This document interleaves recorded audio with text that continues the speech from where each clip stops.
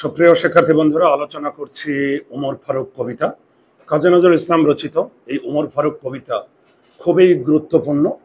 তো আমি এখানে কিছু কথা লিখে দিয়েছি যে হজরত উমরের জীবনাদর্শ, অর্থাৎ তার জীবনের যে আদর্শ সেটা ফুটে উঠেছে এই কবিতায়। তার চরিত্র মাহাত্ম্য হচ্ছে হজরত উমরের চরিত্রের সৌন্দর্য, মহৎ দিক এই কবিতায় ফুটে উঠেছে। মানবিকতা মানে কি, হিউম্যানিটি, অর্থাৎ এই কবিতায় উমর ফারুকের চরিত্রে মানবিকতা ফুটে উঠেছে।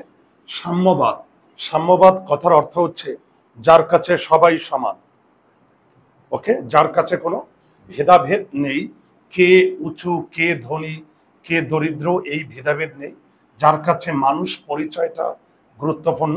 তাহলে সাম্যবাদ হচ্ছে যার কাছে সবাই সমান। ন্যায়পরায়ণতা, ওনার ন্যায়পরায়ণ, অর্থাৎ নিজের আত্মীয় স্বজনদের প্রতি তার দুর্বলতা থাকবে, আবার অন্যকে শাস্তি দেবে, এটা নয়। হজরত উমরের চরিত্রে ন্যায়পরায়ণতা ফুটে উঠেছে।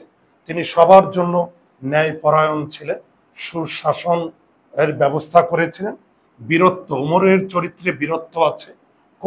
কোমলতা মানে কি, জাস্ট হিউম্যানিটি, আমরা যেটাকে বলি মানবতা, গরিব দুঃখী মানুষের প্রতি উমর ফারুকের চরিত্রে ছিল কোমলতা, একেবারে নরম স্বভাব।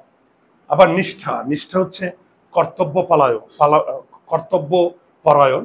হজরত ওমর ছিলেন কর্তব্য পরায়ণ, তিনি মনোযোগ দিয়ে তার কর্তব্য পালন করেছেন।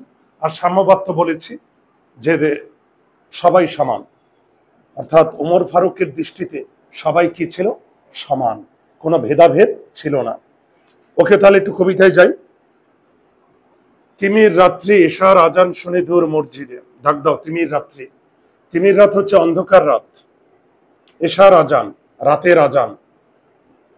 তাহলে দূর মসজিদ থেকে রাতের আজান ভেসে আসছে, এশার আজান। প্রিয় হারাকার কান্নার মতো এই বুকে আসিয়া বিধে। অনুধাবন, সৃজনশীল প্রশ্নের খ। তোমাদের প্রশ্ন করতে পারে যে প্রিয় হারাকার কান্নার মতো এ বুকে আসিয়া বিধে, এটা ব্যাখ্যা করো। ওকে, তো প্রিয় হারা কান্নার মতো, প্রিয়জন হারিয়ে গেলে মানুষ কান্না করে। ওকে, প্রিয়জন হারিয়ে গেলে মানুষ দুঃখ পায়, কান্না করে। তো এই যে উমর ফারুক, কথা বলতে তুমি উঠো, ওই পাশে যাও।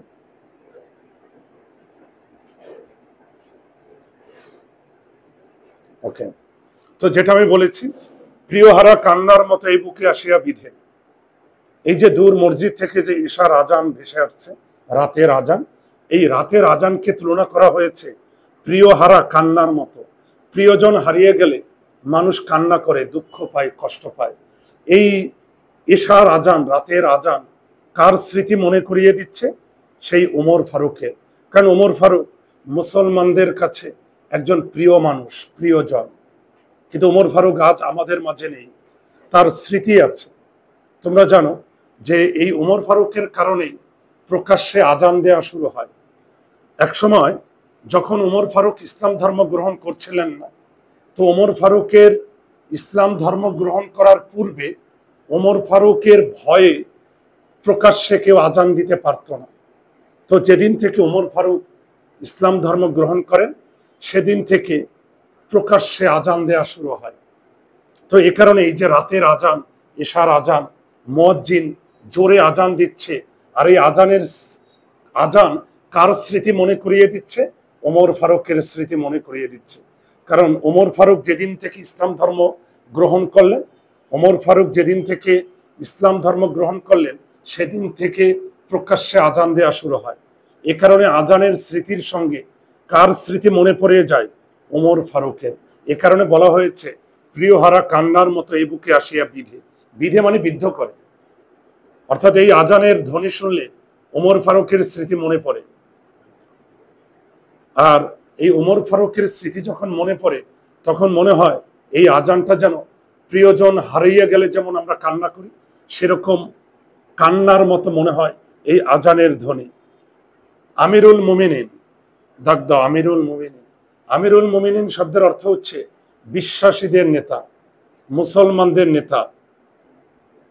তোমার স্মৃতি যে আজানের ধ্বনি জানে না মুয়াজ্জিন, এই যে প্রকাশ্যে আজান দেওয়ার সঙ্গে ওমর ফারুকের স্মৃতি জড়িয়ে আছে, এটা হয়তো মুয়াজ্জিন জানেন। মুয়াজ্জিনকে, যিনি আজান দেন, যিনি আজান দেন তাকে বলা হয় মুয়াজ্জিন। তকবীর শুনে স্টার চিহ্ন দাও, তকবীর, আল্লাহু আকবার। তো এই যে আল্লাহু আকবার শুনে শয্যা ছাড়িয়া চকিতে উঠিয়া বসে, শয্যা মানে বিছানা, চকিতে উঠিয়া বসে, অর্থাৎ চকিতে উঠিয়া বসে মানে তাড়াতাড়ি উঠে বসছে বিছানা ছেড়ে। আমার কথাই বুঝতে পারছো? এই আল্লাহু আকবার শুনে, এই আজানের ধ্বনি শুনে তাড়াতাড়ি বিছানার উপর উঠে বসছে। বাতায়নে চাই, বাতায়ন মানে জানালা, উঠিয়াছে কিরে গগনে মরুর শশী, মরু মানে মরুভূমি, আর শশী মানে চাঁদ। অর্থাৎ জানালা দিয়ে উকি দিয়ে দেখছে রাতের চাঁদ উঠছে কিনা। ও আজান ও কি পাপিয়ার ডাক, ও কি চকুরির গান। এই পুরা লাইনটা ডাক দাও। ও আজান ও কি পাপিয়ার ডাক, ও কি চকুরির গান। তো পাপিয়া হচ্ছে একটা পাখির নাম, চকুরি হচ্ছে পাখির নাম। তাহলে স্টার চেন দাও, পাপিয়া আর চকুরি, এই দুইটাই হচ্ছে পাখির নাম। তো এই আজানের সুমধুর কণ্ঠস্বরকে, এই আজানের সুমধুর ধ্বনিকে, সাউন্ডকে তুলনা করা হয়েছে পাপিয়া চকুরি পাখির গানের সঙ্গে। মুয়াজ্জিনের কণ্ঠেও কি তোমারই সে আহ্বান, ডাক দাও আহ্বান। আহ্বান মানে ডাক, আমন্ত্রণ। আহ্বান শব্দের অর্থ হচ্ছে ডাক বা আমন্ত্রণ।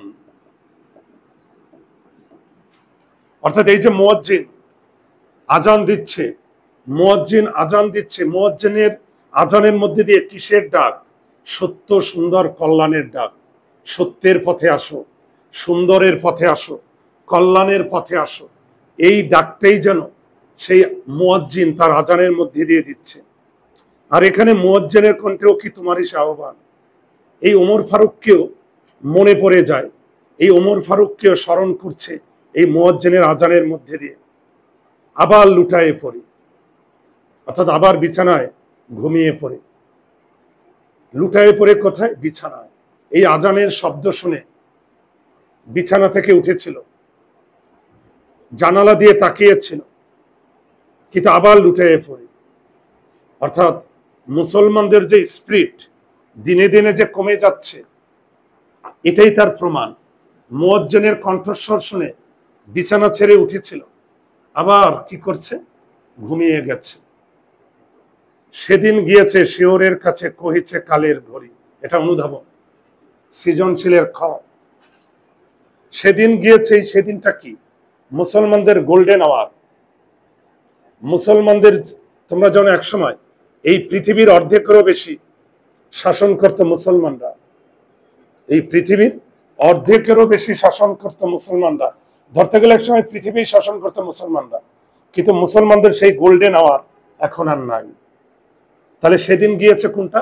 সেই মুসলমানদের যে গোল্ডেন আওয়ার, সোনালী ইতিহাস। শিওরের কাছে কহিছে কালের ঘড়ি, স্টার চেন দাও, কালের ঘড়ি। এখানে কালের ঘড়ি, ঘড়ি মানে কি? সময়।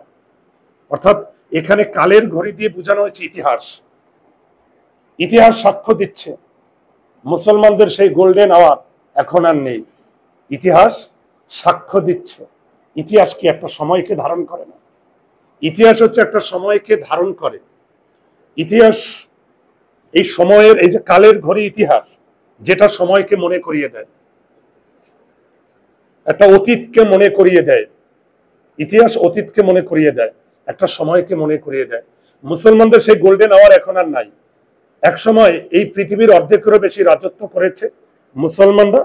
সেই মুসলমানরা এখন অধপতিত, মুসলমানরা এখন মিসগাইডেড। মুসলমানরা মেইন যে ধর্মের স্পিরিট, মুসলমানরা ইসলামের যে সেই সৌন্দর্য, সেখান থেকে আস্তে আস্তে অনেক দূরে সরে গেছে। শিওর মানে মাথার কাছে, শিওর মানে কি? মাথার কাছে। অর্থাৎ মাথার কাছে যে কালের ঘড়ি, সেই ঘড়িটা সাক্ষ্য দিচ্ছে মুসলমানদের সেই সোনালী ইতিহাস বহু আগেই শেষ। ওমর ফারুক আখিরি নবীর অগ দক্ষিণ বাহু, ডাক দাও আখিরি নবীর অগ দক্ষিণ বাহু। আখিরি নবী মানে শেষ নবী। নবী রাসূল কারা? মেসেঞ্জার অফ গড, যাদের উপর আল্লাহর বার্তা আসতো, যাদের উপর আল্লাহর মেসেজ আসতো, মেসেঞ্জার অফ গড, এদেরকে বলা হয় নবী। যাদের উপর সরাসরি বার্তা আসতো আল্লাহ, তাদেরকে নবী রাসূল বলা হয়। তাহলে আখির নবী মানে শেষ নবী। আমাদের ইসলাম ধর্ম মতে আমরা জানি যে হযরত মুহাম্মদ সাল্লাল্লাহু আলাইহি ওয়াসাল্লাম শেষ নবী, তারপরে আর কোনো নবী আসবেন না। আখির নবী ওগো দক্ষিণ বাহু, স্টারচনতা, দক্ষিণ বাহু মানে ডান হাত। এই ওমর ফারুক যেদিন থেকে ইসলাম ধর্ম গ্রহণ করে, এই ওমর ফারুক যেদিন থেকে ইসলাম ধর্ম গ্রহণ করে, সেদিন থেকে শুরু হয় ওমর ফারুকের জীবনের আলোকিত অধ্যায়। এবং ওমর ফারুকের চরিত্রে এত সুন্দর যোগ্যতা, এত কোয়ালিটি অর্জন করেন যে আমাদের হযরত মুহাম্মদ সাল্লাল্লাহু আলাইহি ওয়াসাল্লাম বলেছিলেন যে আমার পরে যদি কারো নবী হওয়ার সম্ভাবনা থাকে, একজনেই সেই নবী হতে পারত। তিনি কে? এই ওমর ফারুক। তার মানে বুঝো, ওমর ফারুক ইসলাম ধর্ম গ্রহণ করার পরে তিনি নিজের চরিত্রটাকে কতটা পরিবর্তন করেছিলেন, কতটা তার চরিত্রকে আলোকিত করেছিলেন, নিজেকে কতটা মহান করেছিলেন। যে হযরত মুহাম্মদ সাল্লাল্লাহু আলাইহি ওয়াসাল্লাম বলেছিলেন আমার পরে যদি কারো নবী হওয়ার সম্ভাবনা থাকে, তিনি একজনই হবে, সে কে? ওমর ফারুক। আর এই ওমর ফারুক ছিল হযরত মুহাম্মদ সাল্লাল্লাহু আলাইহি ওয়াসাল্লামের ডান হাত। ডান হাত মানে মেইন শক্তি, ক্ষমতা। এই জন্য বলছে আখির নবীর ওগো দক্ষিণ বাহু, দক্ষিণ বাহু মানে ডান হাত। আহ্বান নয় রূপ ধরে এসো, গ্রাসে অন্ধতা রাহু। এটা অনুধাবন দাও। আহ্বান নয় রূপ ধরে এসো, রূপ মানে বুঝো ফিজিক্যালি, সশরীরে। গ্রাস মানে গ্রাস করো, অন্ধতা মানে অন্ধকার, রাহু অর্থ অন্ধকার। রাহু অর্থ কি? অন্ধকার। এখন এই পৃথিবীতে অন্যায়, পাপ মানুষকে গ্রাস করে নিচ্ছে। মুসলমানরা মিসগাইডেড হচ্ছে যুগে যুগে।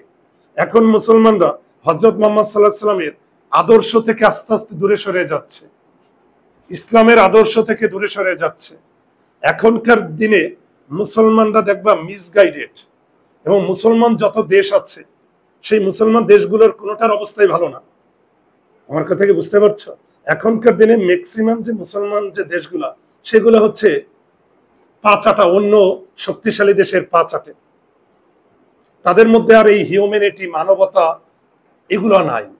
আমরা দেখি ফিলিস্তিনের দিকে তাকালে কি অসহায়ত্ব, তাই না? এখন আবার সুদান শুরু হয়েছে, দেখেছো তোমরা? তো এই যে দেখবে এখন একটা মুসলিম দেশ আর একটা মুসলিম দেশের পাশে দাঁড়ায় না। এখন একটা মুসলিম দেশ দেখবে সেও বিশ্ব রাজনীতিতে জড়িয়ে গেছে।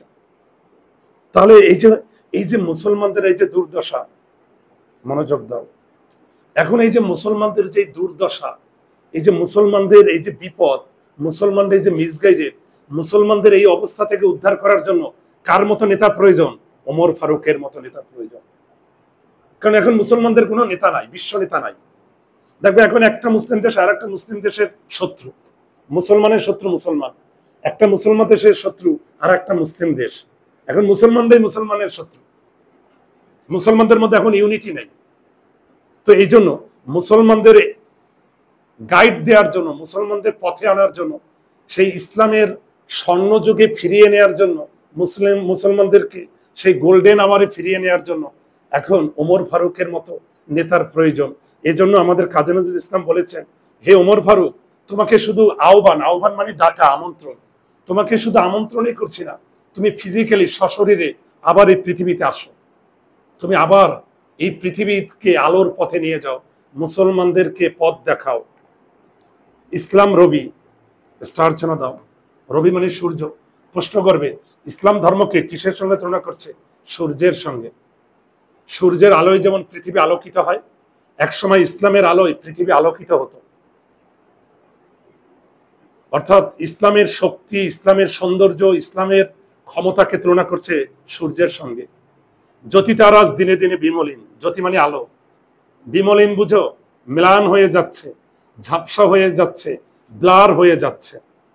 একসময় ইসলাম ধর্ম ছিল সূর্যের মতো, সূর্যের আলোয় যেমন পৃথিবী আলোকিত হতো, একসময় ইসলামের আলোয় পৃথিবী আলোকিত হতো।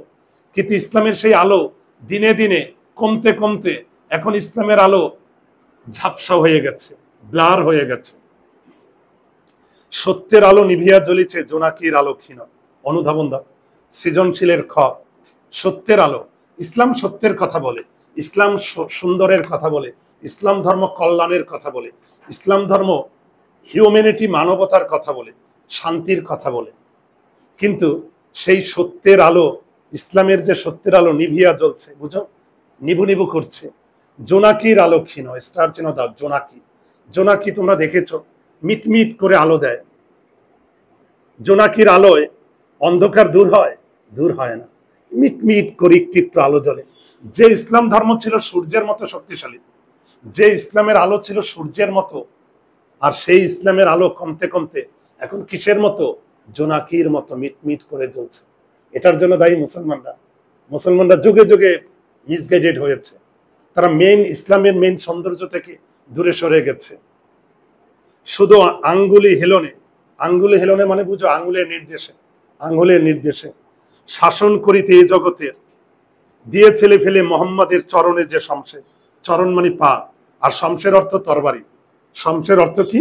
তরবারি।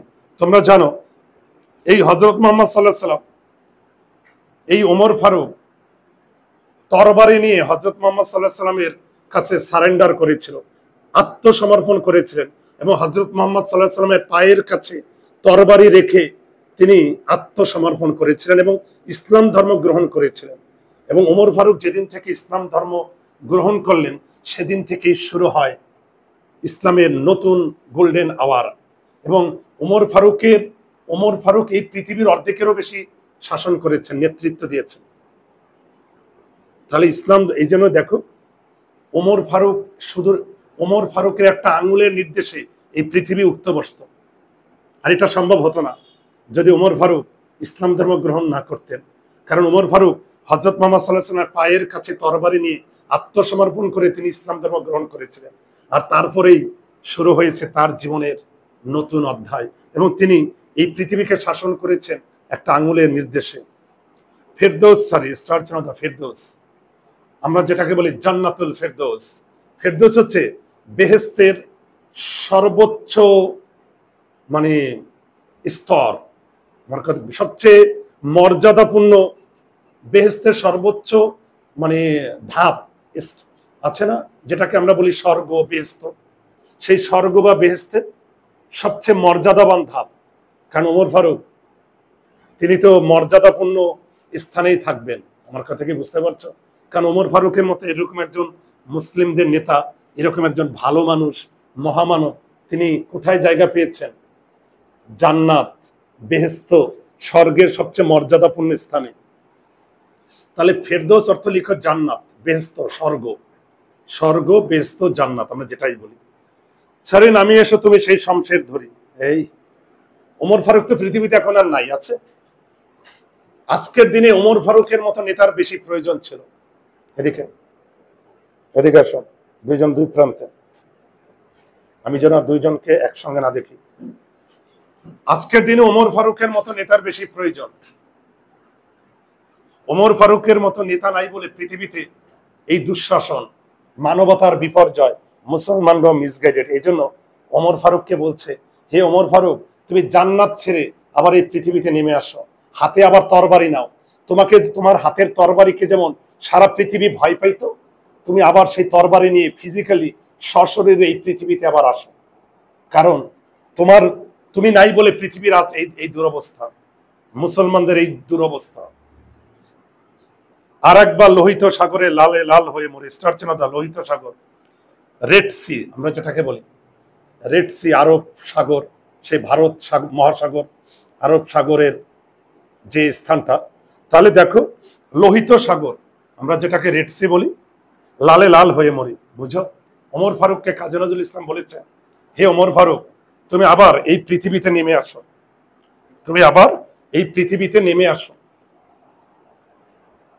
আর একবার তোমার তরবারির আঘাতে, ওই যে দেখবে মিছিলের স্লোগান দেয় না, রক্তের বন্যায় ভেসে যাবে অন্যায়। হে ওমর ফারুক, তুমি তরবারি নিয়ে এই পৃথিবীতে আবার আসো, আর তোমার তরবারির আঘাতে আর একবার এই পৃথিবীর যত অন্যায়, সব রক্তের বন্যায় তুমি ধুয়ে দাও, এই পৃথিবীকে আবার পবিত্র করো। প্রয়োজনে সেই রেড সিল, লোহিত সাগর আবার রক্তে লালে লাল হয়ে যাক, তবু অন্যায় ভেসে যাক রক্তের বন্যায়।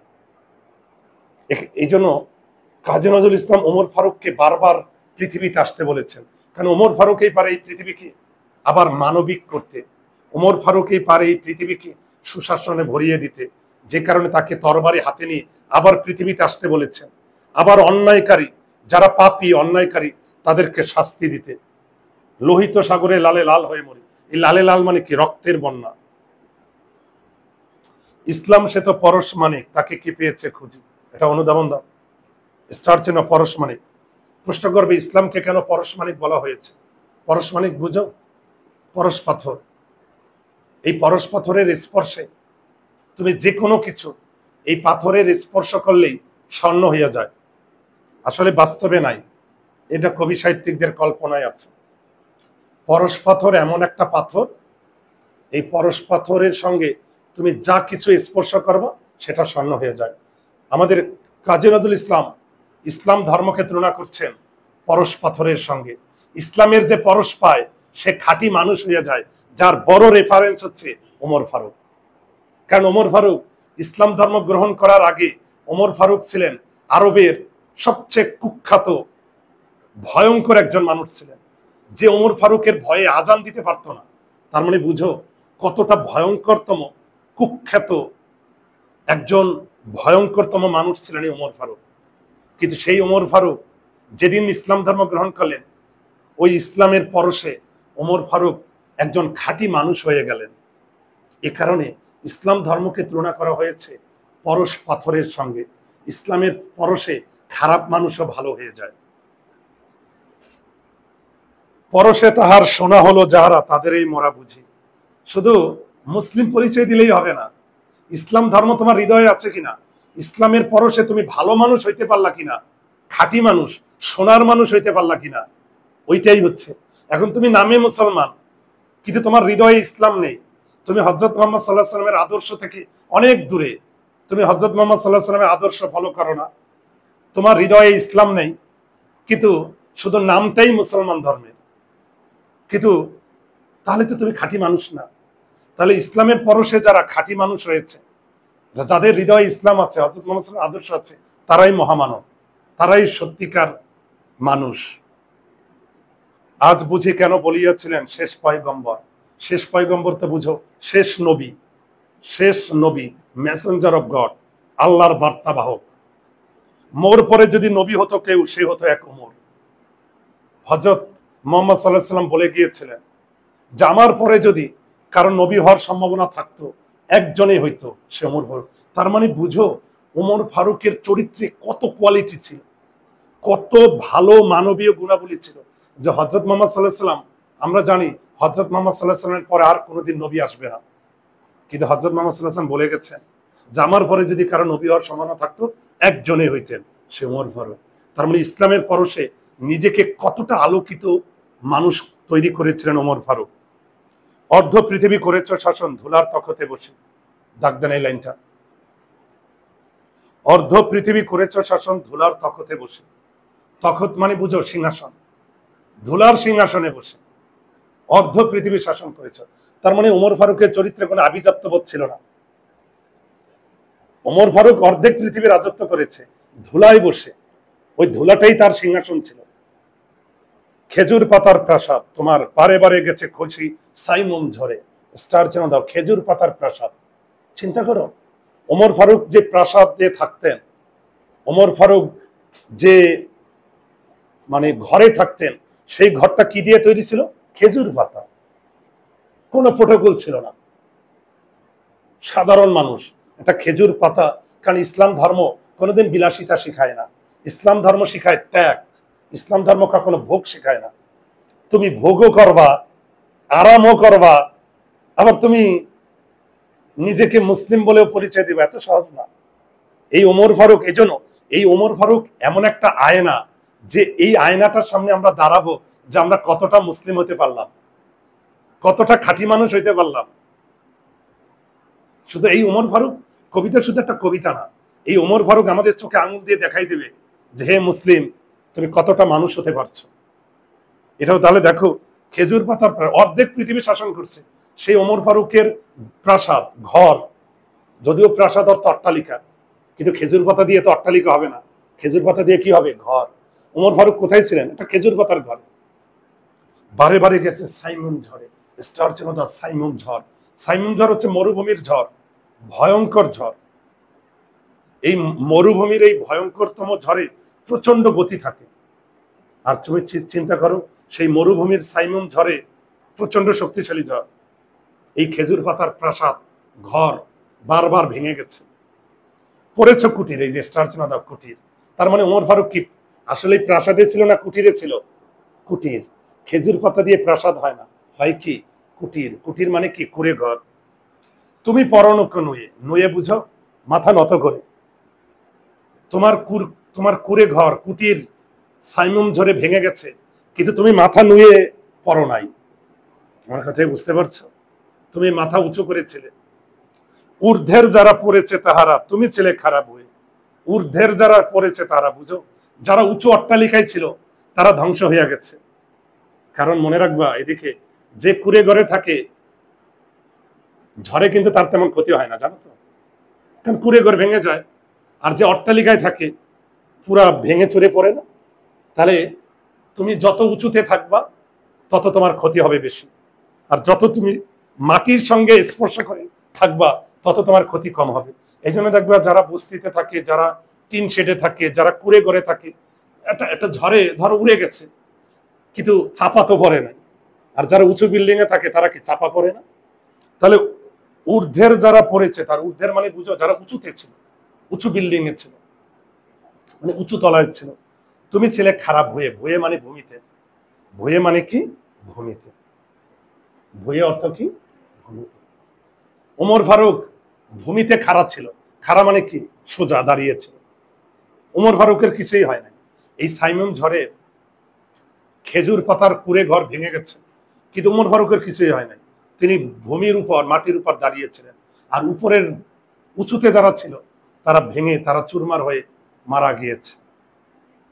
শত প্রলোভন বিলাস বাসনা। প্রলোভন ওই যে লোভ, লোভ লালসা। বিলাস বাসনা, বিলাস বাসনা কি? ভোগ, ভোগ বিলাসিতা। বাসনা মানে ইচ্ছা। ঐশ্বর্যের মদ, স্টার ছিল। আরবে তখনকার সময় ঐশ্বর্যের প্রতীক ছিল মদ, ভোগ বিলাসিতা, আরাম। কিন্তু দেখো, করেছো সালাম দূর হতে সব, ছুঁইতে পারিনি পথ। তুমি দূর থেকে সালাম করছো, গুড বাই জানিয়েছো। সালাম মানে বুঝতে পারছো? গুড বাই, গুড বাই, বিদায়। তো ওমর ফারুক কোনো ভোগবিলাসিতা গ্রহণ করেননি। এমনকি মদ, যে মদ ঐশ্বর্যের প্রতীক ছিল, সেই মদও তিনি স্পর্শ করেন নাই। সবকিছু দূর থেকে তিনি বিদায় জানিয়েছেন। সালাম জানিয়েছেন মানে বিদায়। সবারে ঊর্ধ্বে তুলি ধরিয়া, তুমি ছিলে সবে নিচে। অনুধাবন, সৃজনশীলের খ, অনুধাবন। সবারে ঊর্ধ্বে তুলিয়া ধরিয়া, তুমি ছিলে সব নিচে। বুঝো, ওমর ফারুক সবাইকে মর্যাদা দিয়েছেন ঊর্ধ্বে। ঊর্ধ্বে মানে কি? উঁচুতে। আর নিজেকে রেখেছেন সবার নিচে। আর এখনকার দিনে দেখবা নিজেরে উঁচু ভাবে আর অন্যদেরকে নিচু ভাবে। আর ওমর ফারুক কি করেছেন? সবাইকে নিজের উপরে মর্যাদা দিয়েছেন। সবাইকে নিজের উপরে কি দিয়েছেন? মর্যাদা। আর নিজেকে রাখছেন কি? সবার নিচে রাখছেন। তার মানে নিজেকে শ্রেষ্ঠ ভাবতেন না, অন্যদেরকে মর্যাদা দিয়েছেন, সম্মান দিয়েছেন। বুকে করি সব বেড়া করে পার, সবাইকে বুকে আগলে রেখেছেন। তুমি রহিলে পিছে। এখনকার দিনে নেতারা দেখবা, নেতা থাকে সামনে আর কর্মীরা থাকে পিছনে। আর ওমর ফারুক সবাইরে বুকে করে সামনে রাখছে আর নিজেকে রাখছে কোথায়? পিছনে। তার মানে সবাইকে আগলে রেখেছেন। ওমর ফারুক সবাইকে আগলে রেখেছেন বুকে আর নিজেকে পিছনে রেখেছেন। হেরি পর্চাতে চাই, পর্চাতে মানে পিছনে, চাহি মানে চেয়ে, দেখে। তুমি চলিয়াছ রৌদ্র দগ্ধ দূর মরুপথবাহী। স্টার চেন দাও। রৌদ্র দগ্ধ দূর মরুপথবাহী। রৌদ্র দগ্ধ বুঝো? রোদে পুড়ে যায়। মরুভূমি না, সূর্যের প্রচন্ড তাপে মরুভূমির পথ, মরুভূমির বালু এতটাই উত্তপ্ত যে মরুভূমির উপর দিয়ে হেঁটে গেলে মনে হচ্ছে পা পুড়ে যায়। তাহলে তুমি চলিয়াছ মানে ওমর ফারুক একবার মরুভূমির উপর দিয়ে চলছে। বাহি, অর্থাৎ মরুভূমির পথ দিয়ে উনি এগিয়ে যাচ্ছে। মরুভূমির উপর দিয়ে উনি এগিয়ে যাচ্ছে। জেরুজালেমের কিল্লা, স্টার চেনা দাও। জেরুজালেমের কিল্লা, কিল্লা মানে দুর্গ।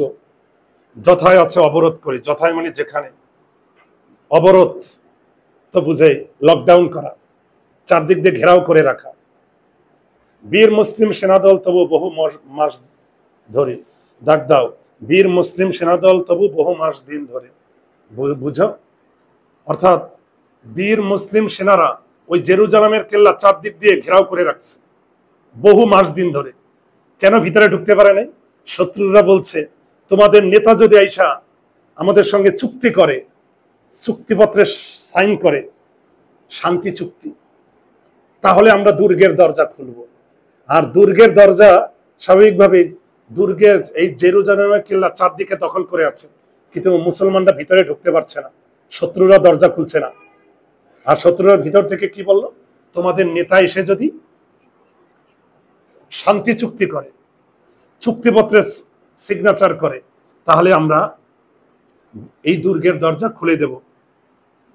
দুর্গের দ্বার খুলিব তাহারা বলেছে শত্রু শেষে, ওমর যদি গো সন্ধিপত্রে, সন্ধিপত্রে স্বাক্ষর করে এসে। এই স্বাক্ষর কি? শান্তি চুক্তি, চুক্তিপত্রে সাইন করে যে শত্রুদের উপর কোনো আক্রমণ করা হবে না, শান্তি চুক্তি, সহজ কথা। হায় রে আধেক ধরার মালিক, আধেক ধরা মানে কি? অর্ধেক পৃথিবী, আধেক মানে অর্ধেক, আর ধরা মানে কি? পৃথিবী। হায় রে আধেক ধরার মালিক আমিরুল মুমিনিন, স্টার চেনা দাও, আমিরুল মুমিনিন। আমিরুল মুমিনিন মানে মুসলমানদের নেতা, বিশ্বাসীদের নেতা। হায় রে অর্ধেক পৃথিবীর মালিক, ওমর ফারুক তো অর্ধেক পৃথিবী শাসন করেছেন। শুনে সে খবর একাকী উষ্টে চলেছে বিরামহীন। যখন শুনলো, উষ্টে মানে উঠে, উষ্টে মানে কি? উঠে, আর বিরামহীন মানে কি? কন্টিনিউয়াস, অবিরাম ছুটে চলা। যখন এই সংবাদ শুনলো যে শত্রুরা ওই জেরুজালেমের কেল্লা দুর্গের দরজা খুলতেছে না, কারণ তারা শর্ত দিয়েছে, যদি তোমাদের নেতা এসে সন্ধিপত্রে সাইন করে তাহলে আমরা দরজা খুলবো গেটের, না হলে না। আর এই কথা শুনে ওমর ফারুক একাকী ছুটছে, স্টার চেনা দাও, একাকী। উষ্টে মানে উটের পিঠে, ছুটে চলছে একাকী, কোনো প্রোটোকল নেয় নাই, কোনো গার্ড নেয় নাই, শুধু একটা চাকর নিয়েছে, বৃত্ত, দেখো বিরামহীন। সাহারা পারে, স্টার চেনা দাও, সাহারা। সাহারা হচ্ছে মরুভূমি, সাহারা হচ্ছে কি? মরুভূমি। তো সাহারা বিখ্যাত মরুভূমি, সেই মরুভূমির উপর দিয়ে ঝুলিতে দুখানা শুকনো খবুজ রুটি, দেখো সঙ্গে কি নিল? শুকনো খবুজ রুটি, এটা আরবের রুটি, শুকনো, এটা অনেকদিন ধরে খাওয়া যায়। চিন্তা করো, অর্ধেক পৃথিবীর মালিক, তার তো সামনে পিছনে প্রোটোকল থাকবে, বিশাল বহর থাকবে, একা ছুটছে, আর দুইটা রুটি নিয়েছে মাত্র। আর একটি মশকে, মশক হচ্ছে পানির থলি, চামড়ার থলি।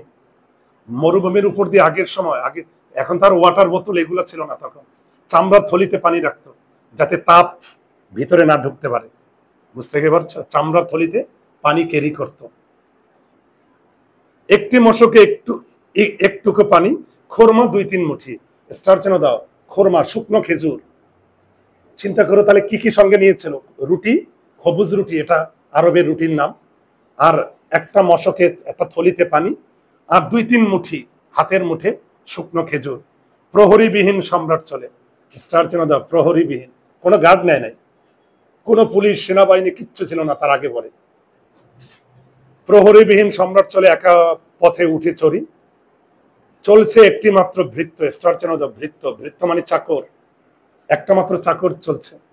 এই চাকর উঠে রশি ধরে ধরে টেনে নিয়ে যাচ্ছে, উষ্ট্রের রশি ধরে, তার মানে একটা মাত্র চাকর উঠে রশি ধরে ধরে এগিয়ে নিয়ে যাচ্ছে। মরুর সূর্য ঊর্ধ্ব আকাশে আগুন বৃষ্টি করে, মরুর সূর্য ঊর্ধ্ব আকাশে আগুন বৃষ্টি করে। বুঝো, সূর্যের এতটা তাপ, মনে হচ্ছে মরুভূমির সূর্য থেকে আগুনের বৃষ্টি নামতেছে। আমরা তো জানি বৃষ্টি শরীরে লাগলে একটু শীতল ঠান্ডা মনে হয়, কিন্তু মরুভূমির সূর্য থেকে কি নামতেছে? আগুনের বৃষ্টি, আগুন বেয়ে বেয়ে নামতেছে, এতটা গরম উত্তাপ। সে আগুন তাতে, তাতে মানে তাপে, এই তাতে মানে কি? তাপে, হিট। খৈসম, খৈসম মানে খইয়ের মতো, খৈসম মানে খই। ওই যে তোমরা খই ভাজা দেখছো, মুড়ি ভাজা, খই ভাজা, পপকর্ন ভাজা তো দেখছো, খই ভাজে। দেখবা ওই যে বাদাম ভাজা তো দেখছো, যে বালু গরম করে, বালু গরম করে তারপরে বাদাম ভাজে। মুড়ি, খই, এগুলা বালু আগে গরম করে চাল দিয়ে দেয়, পরে দেখবা চাল মুড়ি হয়ে যায়। তো এতটা গরম মরুভূমির বালু, যে ওখানে যদি চাল ফেলো তাহলে মুড়ি হয়ে যাবে, খই হয়ে যাবে, পপকর্নের মতো ফুটবে। বালুকা মরুর পরে কিছু দূর যেতে উট হতে নামে কহিল ভৃত্যে ভাই। ভৃত্যে মানে চাকর, একটা মাত্র চাকর নিয়েছে, আর এই চাকর উটের রশি ধরে ধরে টেনে নিয়ে যাচ্ছে। আর উটের পিঠে কে বসেছিল? উমর ফারুক। কিছু দূর যাওয়ার পরে উমর ফারুক উটের পিঠ থেকে নেমে ভৃত্যকে কি বলছে? ভাই। চিন্তা করছো, একটা চাকর, অর্ধেক পৃথিবীর মালিক উমর ফারুক, একটা ভৃত্যকে কি বলে সম্বোধন করছে? ভাই বলে। পেরেশান বড় হইয়াছ চলিয়া, পেরেশান মানে ক্লান্ত, এবার আমি যাই। উষ্ট্রের রশি ধরিয়া অগ্রে, অগ্রে মানে সামনে, বলছে ওই চাকরটাকে বলছে, ভাই তুমি তো অনেকক্ষণ ধরে উটের রশি ধরে ধরে টানছো, তুমি তো অনেক ক্লান্ত হয়ে গেছো, এবার তুমি একটু উটের পিঠে উঠে বসো, আমি তোমাকে টেনে টেনে নিয়ে যাই। এটাই হচ্ছে ইসলাম।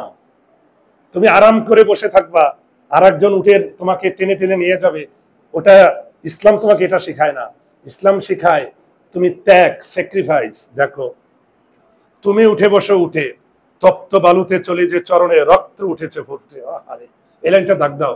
তপ্ত বালু বুঝো, গরম বালু, চরণ মানে পা, ওই গরম বালুর উপর দিয়ে চলতে চলতে তোমার পায়ে রক্ত ফুটে উঠছে। চিন্তা করো। আর একজন অর্ধেক পৃথিবীর শাসক, তার দৃষ্টি গেছে ওই চাকরের পায়ের দিকে। হঠাৎ করে যখন উমর ফারুক দেখলো যে চাকর ওই গরম বালুর উপর দিয়ে চলতে চলতে চাকরের পা রক্ত ফুটে উঠছে, রক্তাক্ত হয়ে গেছে, ওইটা উমর ফারুক দেখে উটের পিঠ থেকে নেমে বলছে, ভাই তুমি উটের পিঠে উঠে বসো, তোমার পা রক্তাক্ত হয়ে গেছে, রক্ত ফুটে উঠছে, আমি তোমাকে একটু টেনে টেনে নিয়ে যাই। তার মানে দেখছো উমর ফারুকের চোখ থেকে কোনো কিছু এড়ায় না। ভৃত্য হস্তে চুমি, ওই ভৃত্য উমর ফারুকের হাতে চুম্বন দিয়েছে। তার মানে অর্ধেক পৃথিবীর মালিক, তার হাতে চুমু দেওয়ার ক্ষমতা একজন চাকর রাখত। এটা কি হিউম্যানিটি না? আর এখন তো বাপ রে বাপ, একটা এলাকার সভাপতিও রাস্তা দিয়ে হাইটা যাওয়ার সময় সামনে পিছনে বাইক টাইকে তার কাছেও আসা যায় না। আর এমপি মন্ত্রীদের কথা তো বাদ দিয়ে দিলাম, রাস্তা বন্ধ, গাড়ি বলে সাইড সাইড, তাই না? আর সেখানে দেখো একজন ভৃত্য চাকর, সে উমর ফারুকের হাতে চুম্বন দিয়ে বলেছে কি? কাঁদিয়া কহিল, ওমর কেমনে আদেশ করো, তুমি তুমি আমাকে কেমন আদেশ করো? উষ্টের পিঠে আরাম করিয়া গোলামে রহিবে বসি। গোলাম মানে কি? চাকর, সেবক। আর উষ্ট মানে উট। বলছে উটের পিঠে গোলাম আরাম করবে, আর হেঁটে যাবে খলিফা ওমর ধরি সে উটের রশি। খলিফা মানে নেতা, শাসক। হে ওমর, তুমি এটা কিভাবে আদেশ করো?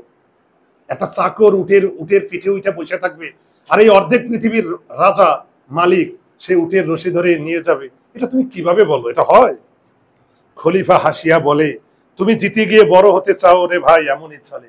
জিতে গিয়ে বুঝো কোন সময় জিতবে জানো? কিয়ামতের দিন, হাসরের ময়দানে। হাসরের ময়দানে শেষ বিচারের দিনে ওমর ফারুক ফাইসা যাবে, আর জিতে যাবে কে? এই চাকর। কিভাবে ফেসে যাবে বলো তো? হাসরের ময়দান, শেষ বিচারের দিনে আল্লাহ ওমর ফারুককে বলবে, হে ওমর ফারুক, তোমারে নেতা বানানো হয় নাই আর একজনকে কষ্ট দিয়ে নিজের আরামের জন্য, তোমাকে নেতা বানানো হয়েছিল মানুষের সুখের জন্য। আর তুমি কি করছো?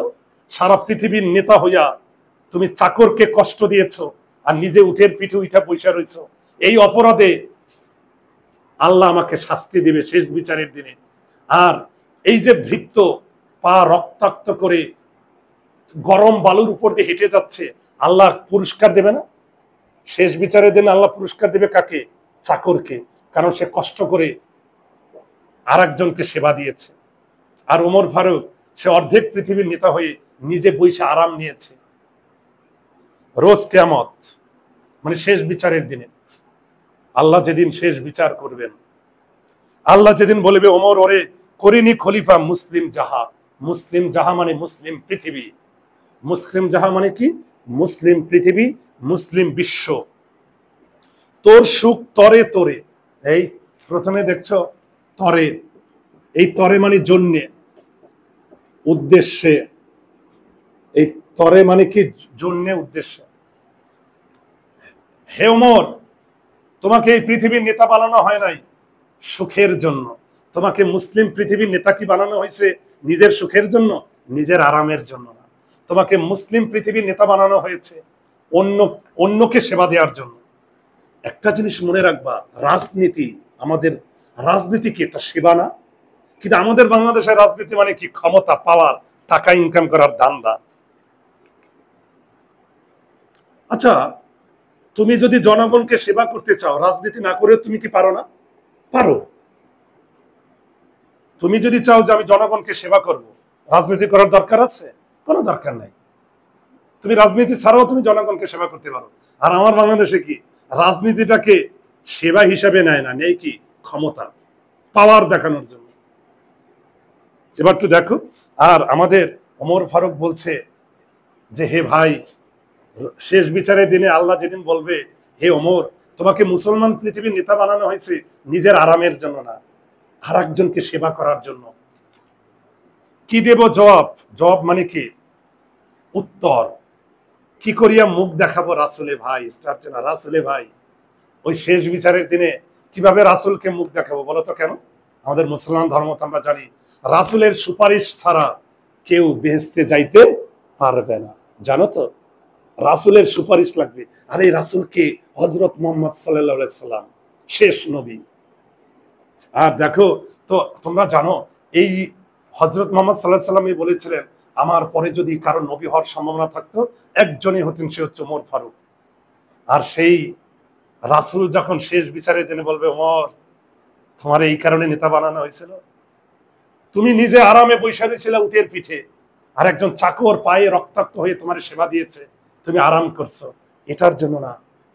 আল্লাহর কাছে কি জবাব দেব? বুঝতে গিয়ে পারছো? তার মানে কি? সেবা, প্রেম, হিউম্যানিটি, এটাই ইসলাম। তাহলে দেখো, আমি তোমাদের প্রতিনিধি, শুধু আমি তোমাদের একজন প্রতিনিধি। চিন্তা করো, আমি তোমাদের একজন প্রতিনিধি। আমার কথা বুঝতে পারছো? বাংলাদেশের রাজনীতিতে যদি টাকা ইনকাম করার ধান্দা না থাকতো, কেউ রাজনীতি করতে আসতো না, জানো তো? ম্যাক্সিমাম ক্ষমতার অপব্যবহার করবে, কিভাবে দুঃশাসন করবে। তা এই কবিতা থেকে শিক্ষণীয় আছেন অনেক কিছু। আমরা কিয়ামত ভুলে গিয়েছি, আমরা আল্লাহকে ভুলে গিয়েছি, আমরা রাসূলকে ভুলে দিয়েছি, আমরা এমনকি মৃত্যুকেও ভুলে গিয়েছি। যদি আমরা শেষ বিচারটাকে ভয় পাইতাম, তাহলে এই বাংলাদেশে কোন সুশাসন থাকতো, অন্যায় থাকতো না। তাহলে দেখো তো, আমি তোমাদের একজন প্রতিনিধি, আমি তোমাদের একজন সেবক। প্রতিনিধি কি? সেবক। মোর অধিকার নাই আরাম সুখের। আহারে, আমাদের ওমর ফারুক কি বললো? যে আমার অধিকার নাই আরাম সুখের, মানুষ হইয়া নিতে মানুষের সেবা। দাগ দাও, মানুষ হইয়া নিতে মানুষের সেবা। মনে আছে মানুষ মোহাম্মদ সাল্লাল্লাহু আলাইহি সাল্লাম প্রবন্ধেও কিন্তু এরকম একটা লাইন ছিল, প্রতিদিন হযরত মুহাম্মদ সাল্লাল্লাহু আলাইহি সাল্লামের ঘরের আশপাশ দিয়ে হাজার হাজার মানুষ অপেক্ষায় থাকতো হযরত মুহাম্মদ সাল্লাল্লাহু আলাইহি সাল্লামকে কিভাবে একটু সেবা দেওয়া যায়। কিন্তু হযরত মুহাম্মদ সাল্লাল্লাহু আলাইহি সাল্লাম কারো কাছ থেকে এই সেবা নিতেন না, সবাইকে আপন ভাইয়ের মতো, আপন মানুষ মনে করত। আর ওমর ফারুককে দেখো একই ডায়লগ দিয়েছে, যে আমার অধিকার নাই মানুষ হয়ে আরেকজন মানুষকে কষ্ট দিয়ে নিজের সেবা নিতে।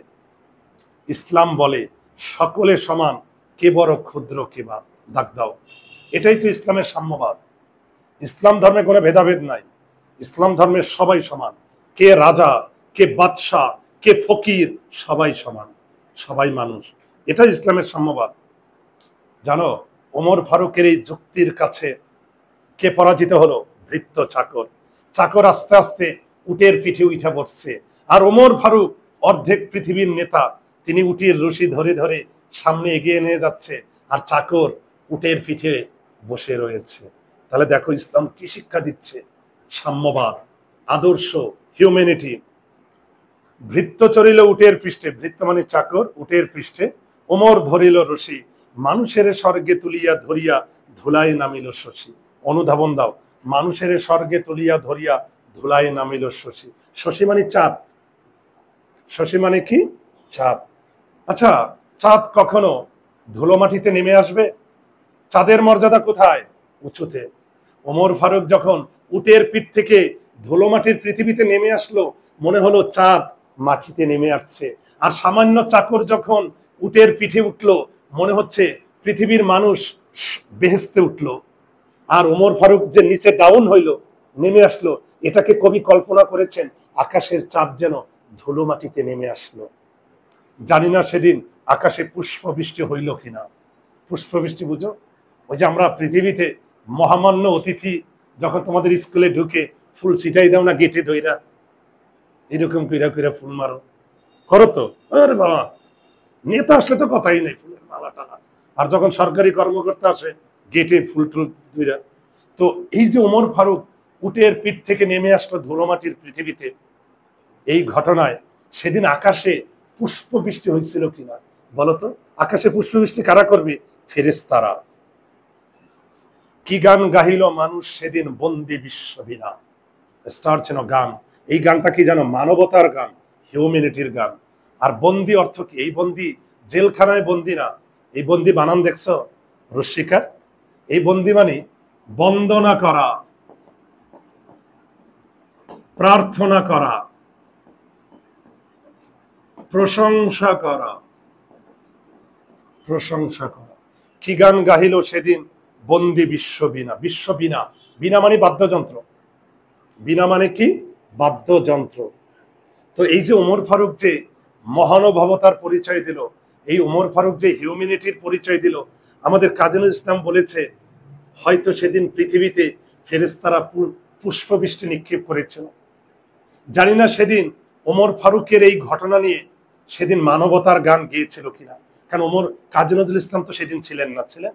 কাজী নজরুল ইসলাম অনুমান করেছেন যে ওমর ফারুক যেদিন উটের পিঠ থেকে নেমে রশি ধরে ধরে চাকরকে নিয়ে গেল, সেবা দিল, সেদিন হয়তো পৃথিবীতে ওমর ফারুককে নিয়ে কত মানবতার গান গাওয়া হয়েছে, কত বাদ্যযন্ত্র তার সুর দেওয়া হয়েছে, ফেরেশতারা তার প্রশংসা করেছিল। জানি না, জানি না সেদিন ফেরেশতা তব করেছে কিনা স্তব।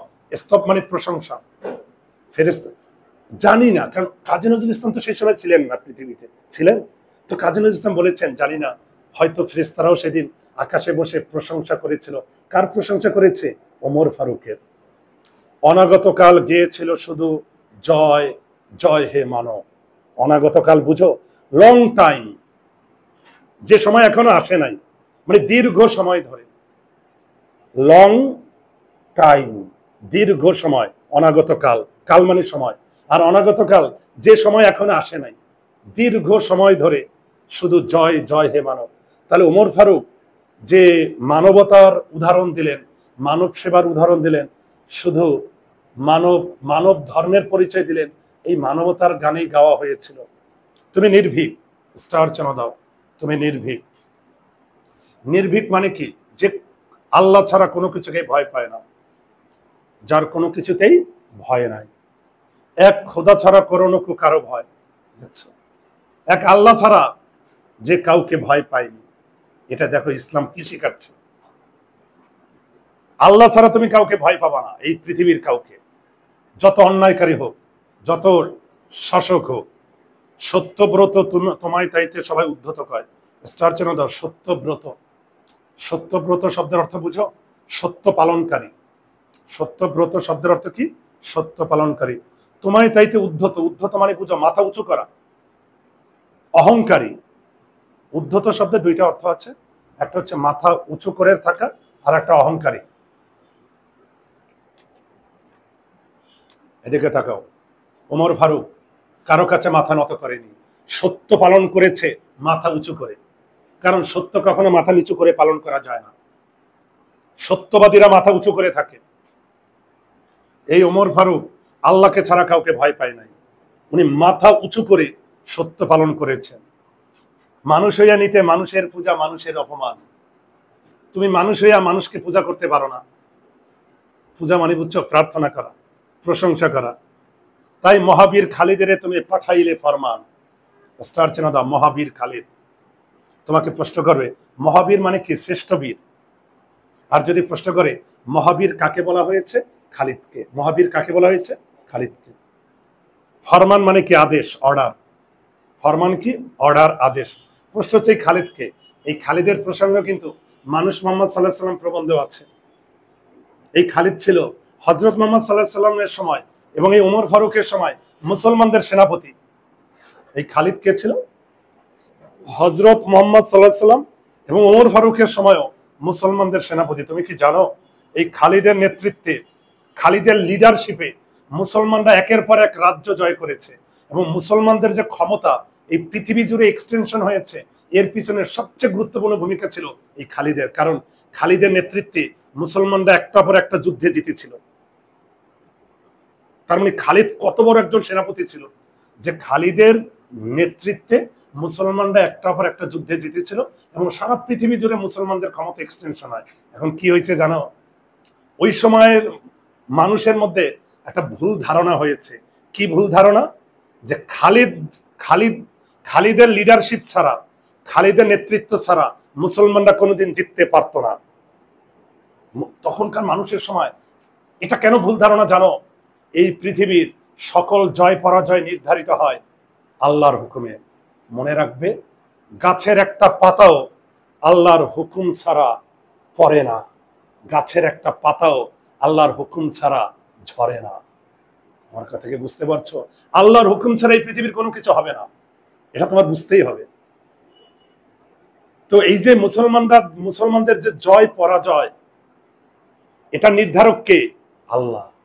আল্লাহর ইশারা ছাড়া, আল্লাহর হুকুম ছাড়া এই পৃথিবীতে কোনো কিছু হয় না। কিন্তু জানো কি হয়েছে? এই পৃথিবীর মানুষ, তখন আরবের মানুষ আল্লাহকে ভুলে গিয়ে কার প্রশংসা করতে লাগলো? খালিদকে প্রশংসা করতে লাগলো। আরে যেমন এখনকার দিনে নেতার পাশে দাঁড়িয়ে আমার আসল অভিভাবক, তোর বাপ হয়েছে তোর আসল অভিভাবক, তোর বাপ তোরে জন্ম দিয়েছে, তোর মা তোকে 9 মাসে পেটে ধারণ করেছে, তোর মা নিছে তোকে পেটে আর তোর বাপ নিছে পিঠে, তোর বাপ কষ্ট করছে, তোর মা সারা রাত জাগছে, নেতার পাশে দাঁড়িয়ে আমার আসল অভিভাবক, প্রিয় অভিভাবক, প্রিয় অভিভাবক, বাপ মা অভিভাবক না। আমার কথা কি বুঝতে পারছো? তার মানে এটাও কি? তাহলে দেখো এখন, আর সে সময় আরবের মানুষ সকল ক্রেডিট কাকে দিচ্ছে? খালিদকে, যে খালিদের যুদ্ধ ছাড়াই মুসলমানরা জিততে পারতো না। তাহলে কি আল্লাহকে ভুলে গিয়ে খালিদের প্রশংসা করতে লাগলো? আমার কথা কি বুঝতে পারছো? তাহলে এইটা দেখো, এইটা শুনে যখন ওমরের কানে গেল যে না, সবাই খালিদের প্রশংসা করতেছে, আল্লাহর প্রশংসা করে না, আল্লাহকে ভুলে যাচ্ছে, এই জন্যই তো আমরা বলি আলহামদুলিল্লাহ। বুঝো না? আমরা সুসংবাদ বা যে কোনো কৃতজ্ঞতায় আমরা প্রথমে কি বলি? আলহামদুলিল্লাহ। আমার কথা কি বুঝতে পারছো? তাহলে একটু দেখো, এখন আমাদের ওমর ফারুক কি করলো? এই কথা যখন শুনলো, যারে মুসলমানরা আল্লাহকে ভুলে গিয়ে, মানুষরা, আরবের মানুষ আল্লাহকে ভুলে গিয়ে কাকে প্রশংসা করতে লাগলো? খালিদের। সঙ্গে সঙ্গে ওমর ফারুক আদেশ দিয়েছে যে ওই সেনাপতিকে গ্রেপ্তার করে নিয়ে আসো। কি করলো? সিপাহ সালারে, সিপাহ সালার বুঝো? প্রধান সেনাপতি, প্রধান সেনাপতি সিপাহ সালার ইঙ্গিতে তবু করিল, ইঙ্গিত করছে যে গ্রেপ্তার করো। মামুলি সেনা, মামুলি বুঝো? অর্ডিনারি। মামুলি মানে কি? অর্ডিনারি, সাধারণ। সাধারণ সৈনিকরা গিয়ে খালিদকে গ্রেপ্তার করে নিয়ে আসছে। বলো তো এটা কেন দুঃসাহস জানো? প্রধান সেনাপতিকে গ্রেপ্তার করলে অনেক ঝুঁকি থাকে, কারণ একটা রাষ্ট্রে সবচেয়ে শক্তিশালী পাওয়ার কাদের হাতে থাকে? সেনাবাহিনীর হাতে। সবচেয়ে অত্যাধুনিক শক্তি সম্পন্ন অস্ত্র সুসজ্জিত কারা থাকে? সেনাবাহিনীর সঙ্গে কেউ পারবে? এই জন্য দেখবে বিশ্বের যে কোনো রাষ্ট্র সেনাবাহিনীকে সবসময় আলাদা খাতির কইরা চলে, কারণ সেনাবাহিনী যদি বিদ্রোহ করে কোন রাষ্ট্রপ্রধান থাকতে পারবে? কোনোদিন পারবে না। কিন্তু ওমর ফারুক কত বড় আল্লাহ ভক্ত ছিলেন, কত বড় বুকের পাটা ছিল, কত বড় দুঃসাহসী ছিল, প্রধান সেনাপতিকে গ্রেপ্তার কইরা নিয়ে পুরা জেলখানায় ঢুকাইছে। এটা কি জানো? একটা বার্তা দিল যে হে মানুষ, আল্লাহ সকল প্রশংসা, সবকিছুর জন্য আল্লাহর কাছে কৃতজ্ঞ থাকো। মানুষের পূজা করা যাবে না, মানুষের বন্দনা করা যাবে না, সকল বন্দনা প্রশংসা কার করতে হবে? আল্লাহ। তার মানে মানুষের মাঝে একটা বার্তা দেওয়ার জন্য, তা দেখাই দেওয়ার জন্য কে করছে? প্রধান সেনাপতিকে গ্রেপ্তার করিয়েছে কে? ওমর ফারুক। এটা কি দুঃসাহস না? এটা অনেক কাহিনী আছে। খালিদ এটা এখন ও সুন্দর একটা প্রশ্ন করছে, স্যার খালিদ কি অ্যাকশন? না, খালিদ অ্যাকশনে যায় নাই। খালিদ নিজের ভুলটা বুঝতে পেরেছে যে না আসলেই আমার ভুল। আছে না অনেকেই দেখবা ফেসবুকে স্ট্যাটাস দিয়ে, আরে আপনার স্যার আপনার জন্য গোল্ডেন জিপি পেয়েছি, স্যারে গিয়ে লিখে দিয়ে আসছে তোমাকে, স্যারেও খুশি, ও মাই গড। হ্যাঁ, ওইটা আবার স্ক্রিনশট দিয়ে সে এবার উল্টে স্টার্ট দেয়, দেখে আমার জন্য পোলাপান জিপি পাইছে। বুঝতে পারছো? খালেদের অবস্থা হয়েছে কি জানো, খালেদকে সবাই প্রশংসা করতেছো, খালেদও খুব এনজয় করতেছে, ভাব ধরতে দেখছো? হ্যাঁ, সবাই আমাকে, আমি না থাকলে তোমরা জিততে পারতা না। খালেদও কিন্তু এনজয় করছে, উপভোগ করছে। কিন্তু খালেদের উচিত ছিল যে না, তোমরা আমার প্রশংসা করো না, সকল প্রশংসা কার? আল্লাহ। খালেদ একটু এনজয় করছে। আবার ওমর ফারুক কি করছে, যে দাঁড়া তোর আমি দেখাইতেছি। তারে ওমর ফারুক আদেশ দিয়ে তাকে গ্রেপ্তার করেছে, এবং পরবর্তীতে খালিদ নিজের ভুলটা বুঝতে পেরেছে। এটা এই পৃথিবীর বর্তমান প্রধান সেনাপতিদের মতো না, যে দাঁড়া আমারে গ্রেপ্তার করতে আসছিস, তোরও সানডে মানডে আমি ক্লোজ করে দিতেছি না। তখনকার সময় খালিদ কি ব্যাপারটা রিয়ালাইজ করছে যে না আমার ভুল এটা। বিশ্ব বিজয়ী বীরের শাসিতে এতটুকু টলিল না, স্টার চ্যানেল দা বিশ্ব বিজয়ী বীর। এখানে আপনাদের একটা প্রশ্ন করতে পারে, প্রশ্ন করবে কি জানো, বিশ্ব বিজয়ী বীর কাকে বলা হয়েছে? ওমর ফারুক না, বিশ্ব বিজয়ী বীর কাকে বলা হয়েছে? খালিদকে। কারণ খালিদের কারণে মুসলমানরা সারা বিশ্বব্যাপী তাদের ক্ষমতা এক্সটেনশন হয়। এতটুকু টলিল না, বুঝো, মানে দ্বিধা হইল না, পুরা শাসন, মানে ওমর ফারুক বিশ্ব বিজয়ী বীরকে শাসন করছে। প্রধান সেনাপতিকে শাসন করা যায়, গ্রেপ্তার করা যায়, এটা করছে। মানব প্রেমিক, স্টার চ্যানেল দাও। মানব প্রেমিক তো বুঝো, ওমর ফারুকের ভিতরে হিউম্যানিটি, মানব প্রেম। আজিকে তোমার সরি মানে স্মরণ করি, মনে পড়ে তব মহত্ব কথা। স্টার চ্যানেল দাও, মহত্ব কথা। মহত্ব কথা বুঝো, মহৎ কথা। সেদিন সে বিবাবরী, বিবাবরী মানে রাত, সেই রাতের সেই মহৎ কাহিনী মনে পড়ে। বিভাবরী মানে কি রাত, আর মহত্ব কথা মহৎ কাহিনী। নগর ভ্রমণে বাহিরিয়া তুমি দেখিতে পাইলে দূরে, মায়েরে ঘিরিয়া ক্ষুধাতুর দুটি শিশু সকরুণ সুরে। স্টার চ্যানেল দাও, ক্ষুধাতুর। ক্ষুধাতুর মানে ক্ষুধার্ত, হাংরি।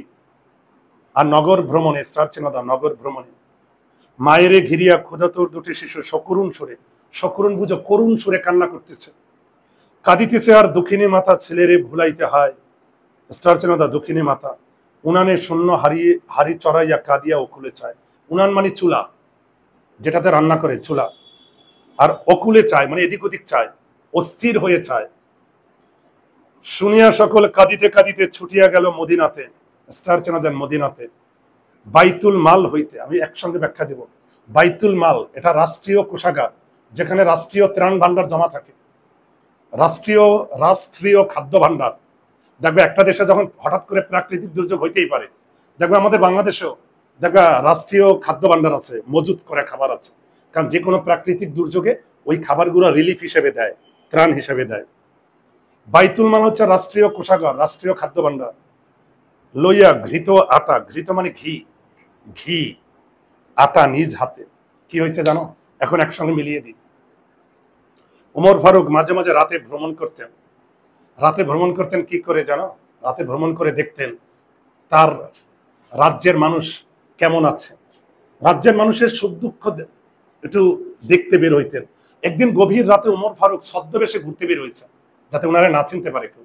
ছদ্মবেশে ঘুরতে বের হয়েছে, হঠাৎ করে দেখেন একটা কুঁড়ে ঘরের ভিতর থেকে কান্নার আওয়াজ আসতেছে। আর ওই কান্নার সাউন্ড শুনে ওমর ফারুক সঙ্গে সঙ্গে ওই কুঁড়ে ঘরে গিয়ে ওই কুঁড়ে ঘরের ছিদ্র দিয়ে উকি দিয়ে দেখতেছে এক দুঃখিনী মা তার দুইটা ক্ষুধার্ত শিশু কান্না করছে।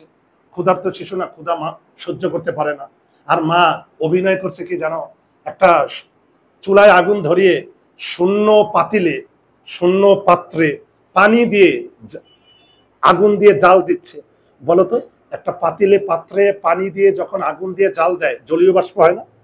ওই জলীয় বাষ্প দেখিয়ে, ওই পাতিলে পানি দিয়ে যে জাল দিচ্ছে, জলীয় বাষ্প দেখিয়ে বাচ্চাদেরকে বুঝাইছে যে বাবারা দেখো, তোমাদের জন্য খাবার রান্না করছি, আর একটু পরেই খাবার রান্না হবে। কিন্তু খাবার তো হয় না, ওখানে কি খাবার ছিল? আর ওই শিশুরা ক্ষুধার্ত হয়ে কান্না করছে, মাও কান্না করছে।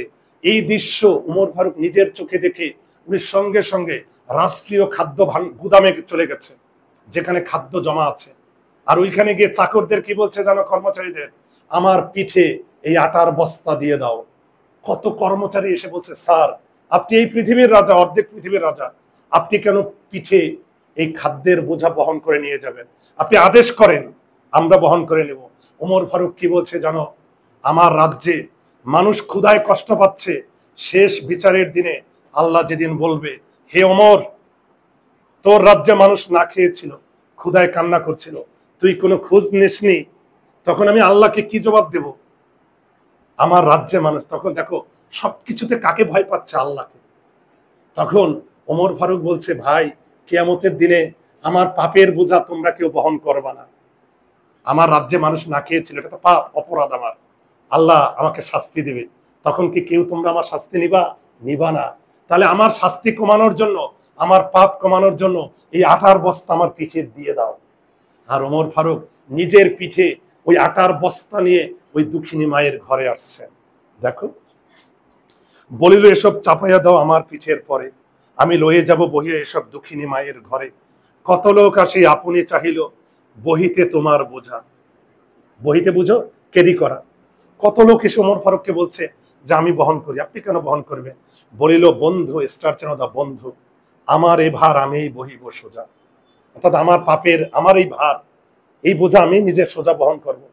রোজ কিয়ামতে কে বহিবে বলো আমার পাপের ভার? এটা অনুধাবন, লেখো অনুধাবন। রোজ কিয়ামতে কে বহিবে বলো আমার পাপের ভার?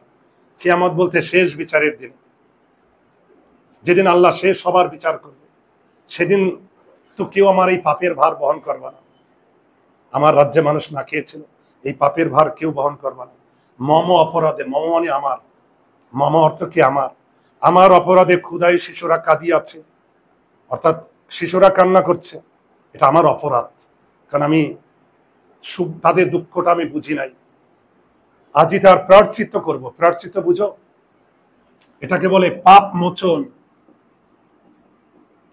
পাপ মোচন, পাপ মোচন মানে বুঝো পাপ থেকে মুক্তি, অপরাধ থেকে মুক্তি। এই যে আমার রাষ্ট্রে মানুষ না খেয়েছিল, এটা আমার পাপ, আল্লাহ তো আমাকে শাস্তি দেবে, আর সেই পাপ থেকে আমি মুক্ত হতে চাই। করিব আপনি, আপনি মানে নিজে, আমি নিজেই পাপ মোচন করব। চলিল নিশীথ রাতে, নিশীথ রাতে মানে গভীর রাতে, পৃষ্ঠে বহিয়া খাদ্যের বোঝা দুঃখিনী রাঙিনা। পৃষ্ঠ মানে পিঠে, ওই আটার বস্তা নিজের পিঠে বহন করে ওই দুঃখিনী মায়ের আঙিনাতে গিয়েছে। এত যে কোমল প্রাণ, স্টার ছিল। তার মানে ওমর ফারুক খুব সফট মাইন্ডেড ছিল না? আবার ওমর ফারুক দুঃসাহসীও ছিল, শাস্তি দেওয়ার সময় কঠোর ছিলেন। খালিদকে শাস্তি দিচ্ছেন না, তখন কি ছিলেন? কঠোর। আর গরিব দুঃখী মানুষের ক্ষেত্রে কি ছিলেন? কোমল, সফট মাইন্ডেড। করুণার বসে তবু গো ন্যায় রে করণে কি অপমান। অনুধাবন দাও, করুণার বসে ন্যায়, ন্যায়কে করণে কি অপমান। বুঝো, অনেক সময় কি জানো, আমরা করুণা বশত ভালোবাসা দেখাতে গিয়ে আমরা অনেক সময় অন্যায় করি। নিজের সন্তানের প্রতি ভালোবাসা দেখাতে গিয়ে, নিজের পুত্র সন্তান, কন্যা সন্তানের প্রতি ভালোবাসা দেখাতে গিয়ে আমরা অনেক সময় ন্যায় বিচারকে অপমান করি। মদ্যপানের অপরাধে প্রিয় পুত্ররে নিজ করে, স্টার চেন দা, মদ্যপান আর প্রিয় পুত্র নিজ করে, অর্থ লিখো, নিজ করে মানে নিজের হাতে, নিজ করে অর্থ হচ্ছে নিজের হাতে। মেরেছ দোররা, দোররা মানে চাবুক, দোররা অর্থ কি? চাবুক। মরেছে পুত্র চোখে, তোমার চোখের পরে, চোখের পরে মানে চোখের উপর, মানে তোমার চোখের সামনে। ক্ষমা চাহিয়াছে পুত্র, বলেছ পাষাণে বক্ষ বাঁধি। আহারে, পাষাণ মানে পাথর, বক্ষ মানে বুক, বক্ষ মানে কি? বুক, পাষাণ মানে পাথর। অপরাধ করে তোরই মতো স্বরে কাঁদিয়াছে বহু অপরাধী। কি হয়েছে জানো? ওমর ফারুকের পুত্র, তার নাম ছিল আবু শাহামা। ওমর ফারুকের পুত্র নাম কি? আবু শাহামা। এই আবু শাহামা একবার মদ পান করছে, আর মদ পান করার অপরাধে ওমর ফারুক নিজের হাতে চাবুক দিয়ে পিটিয়েছে, 80টা পিটান দিয়েছিল। চাবুক দিয়ে কয়টা পিটান দিয়েছিল? 80টা, নিজের হাতে নিজের পুত্ররে। আর জানো পুত্র কি বলছিল? এক একটা চাবুকের বাড়ি দিচ্ছে ওমর ফারুক নিজে। পুত্র বলছে, বাবা গো, আমি মরে যাচ্ছি বাবা, আমি আর কোনোদিন মদ পান করব না, বাবা আমাকে ক্ষমা করে দাও, তুমি আর আমাকে পিটান দিও না, আমি সহ্য করতে পারি না, আমি মরে যাচ্ছি বাবা, আমি আর মদ পান করবো না, আমি ওয়াদা দিচ্ছি আর কোনোদিন মদ পান করবো না। তখন ওমর ফারুক কি বলছে জানো, তোর মতো এইরকম বহু অপরাধীকে আমি শাস্তি দিয়েছি, তারাও চাবুকের পিটানি খেয়ে তারাও আমাকে বলেছিল আমি আর অপরাধ করব না, তাদেরকে আমি শাস্তি দিয়েছি, তাদেরকে আমি ক্ষমা করি নাই। তুমিও মদ পান করেছো, তুমি অপরাধী, আজকে যদি তোমাকে আমি ক্ষমা করে দিই, তাহলে আমি তোমার আগে যারা মদ পান করেছিল তাদেরকে তো আমি শাস্তি দিয়েছি, আর তোমাকে যদি আমি ক্ষমা করে দিই তাহলে আমি অন্যায় করলাম না? নিজের পুত্র বলে আমি তোমাকে ক্ষমা করতে পারি না, কারণ আজকে তুমি আমার চোখে আমার পুত্র না, আজকে তুমি আমার চোখের সামনে অপরাধী, মদ পানের অপরাধে অপরাধী। তোমাকে যদি আমি ক্ষমা করি তাহলে এটা অন্যায় হবে, কারণ তোমার আগেও বহু অপরাধী অপরাধ করে আমার পা ধরে মাপ চেয়েছিল, তাদেরকে আমি ক্ষমা করি নাই। আজকে যদি তোমাকে আমি ক্ষমা করি তাহলে তো আমি অপরাধী। তো কি হয়েছে তোমরা জানো, ওমর ফারুক এই যে অপরাধ করি তোরই মতো স্বরে কাঁদিয়াছে অপরাধী, আর তার আগের লাইনটা দেখো, ক্ষমা চাইয়াছে পুত্র, বলেছ পাষাণে বক্ষবাদী। বুঝো, বুকে পাথর বেঁধে আহার একটা বাবা, বাবা কতটা ন্যায় বিচারক, সন্তানকে যখন পিটান দিচ্ছে, জানো না বাবার বুক রক্তাক্ত হচ্ছে, কিন্তু আইন সবার জন্য সমান। আর ওমর ফারুক নিজের বুকে পাথর বেঁধে, পাথর চাপা দিয়ে নিজের বুকে পুত্রকে পিটিয়ে মেরে ফেললো, তোমরা জানো। এবং ওমর ফারুকের চোখের সামনে পুত্র যখন 80টা চাবুকের বাড়ি যখন হয়ে গেল, পুত্র আস্তে আস্তে ওমর ফারুকের চোখের সামনেই ঢলে পড়লো মৃত্যুর কোলে। কিন্তু ওমর ফারুক চাবুক মারা বন্ধ করেনি, যখন মারা গিয়েছে তখন এই চাবুক মারা বন্ধ করেছে। শাস্তি অপরাধ, মদ পানের অপরাধের শাস্তি দিয়েছে। আবু শাহমার গোরে, গোরে মানে কবরে, গোরে অর্থ কি? কবরে। কাঁদিতে যাইয়া ফিরিয়া আসি গো তোমারই সালাম করে। যেন এখনো বহু মুসলমান এই আবু শাহমার কবরস্থানে যায়, যখন এই যে হজ করতে যায় মদিনায়, আবু শাহমার কবরটা একটু দেখতে যায়। কেন জানো? ওমর ফারুক কত বড় একজন ন্যায়পরায়ণ বাবা ছিলেন। আমরা তো দেখবো, আমরা এই 2025 সালের আমরা বাবা হইলে কি করতাম? ক্ষমা করে দিতাম, থাক বাবা আর খাইস না, বাবা বাবা আর খাই, ক্ষমা, আমার পুত্র, আহারে আমার জান বাচ্চা, ক্ষমা করে দিতাম। ওমর ফারুক ক্ষমা করে নেয়। এখনো মুসলমানরা, অনেক মানুষ, শুধু নট অনলি মুসলমান, মানুষ যায় ওখানে, এই আবু শামার কবরে গিয়ে যেন চোখের পানি ফেলায়, যাহারে তুমি কত বড় একজন ন্যায়পরায়ণ বাবা ছিলা যে নিজের পুত্রকেও শাস্তি দিয়েছ। আবু শাহমার গোর, গোর মানে কবর, কাঁদিতে যাইয়া ফিরিয়া আসি গো তোমারই সালাম করে। আবু শাহমার কবরের সামনে গিয়ে যখন দাঁড়াই তখন চোখে পানি এসে যায়, আর একটু পরেই যেন চোখ মুছে, হে ওমর ফারুক তোমাকে স্যালুট দিই, কারণ তুমি সত্যিই ছিলা একজন ন্যায়পরায়ণ, নিজের পুত্রকেও ক্ষমা করনি। খাস দরবার ভরিয়া গিয়েছে। খাস দরবার বুঝাও? সভাস্থল, দরবার মানে সম্মেলন কক্ষ, সেমিনার রুম, সম্মেলন কক্ষ, সভা কক্ষ, সেমিনার রুম। আর খাস মানে প্রধান, প্রধান সেমিনার রুম, প্রধান সভা কক্ষ। ভরিয়া গিয়েছে হাজার দেশের লোকে। কি হয়েছে জানো? এই সারা পৃথিবীর যত রাষ্ট্রদূত, রাষ্ট্রপ্রধান সবাই এই ওমর ফারুকের একটা ওই আছে না সম্মেলন হয়, তো সেই সম্মেলনের প্রধান কে? ওমর ফারুক। ওমর ফারুকের প্রধান দরবারে সারা দেশের রাষ্ট্রপ্রধান, রাষ্ট্রদূত, বড় বড় ব্যক্তিরা আসছে, সম্মেলন হবে। কার সঙ্গে সম্মেলন? মিটিং হবে, ওমর ফারুকের সঙ্গে মিটিং হবে। এখন কি হইলো দেখো, এদিকে তাকাও, সারা পৃথিবীর বড় বড় কর্তা ব্যক্তিরা আসছে ওমর ফারুকের সঙ্গে মিটিং এ, এবং মেইন যে সম্মেলন রুম সেখানে সবাই ভরে গেছে। জানো, এখন সবাই বলতেছে ওমর ফারুক কই, ওমর ফারুককে এক নজর, তখন তো আর তথ্য প্রযুক্তির যুগ ছিল না, ফেসবুকের যুগ ছিল না যে সবাই সবাইরে চিনত। জানো, ওমর ফারুককে এক নজর দেখার জন্য সবাই পুরা সম্মেলন কক্ষে, ওমর ফারুক কোথায়? ওমর ফারুক নাই, ওমর ফারুকের দেখা যাচ্ছে না। কেন জানো? ওমর ফারুকের একটা মাত্র জামা ছিল, আর সেই জামাটা ছিল ছেঁড়া, এবং ওই জামাটা ছিল পরতে পরতে ময়লা হয়ে গেছে ওই জামাটা। তো বুঝো না, সারা পৃথিবীর রাষ্ট্রদূতরা, রাষ্ট্রপ্রধানরা আসছে, ওই ময়লা ছেঁড়া জামা পরে যাওয়া যায় তাদের সামনে? ওমর ফারুক নিজের হাতে ওই ময়লা ছেঁড়া জামাটা নিজে ধুয়েছে। ধোয়ার পরে কি দেখলো জানো? ওই জামাটা রোদে শুকাইতে দিয়েছে। কিন্তু রোদে তখনও শুকাচ্ছে না। তখন ওমর ফারুক কি করছে জানো, ওই ভেজা জামাটা, ছেঁড়া জামাটা, যেখানে রোদ বেশি পড়ে, সূর্যের আলো বেশি পড়ে, ওই জায়গায় ওমর ফারুক নিজে ওই রোদে গিয়ে জামাটা ধইরা বইসা দিয়েছে হাতে, কারণ ওই জামাটা শুকাবে রোদের আলোতে, তারপর ওই জামাটা গায়ে দিয়ে সম্মেলনের কক্ষে তিনি প্রবেশ করবেন। চিন্তা করছো, সারা পৃথিবীর অর্ধেক পৃথিবীর একজন মালিক, শাসক, তার অবস্থা ছিল এই, এতটা সাধারণ জীবন যাপন করত।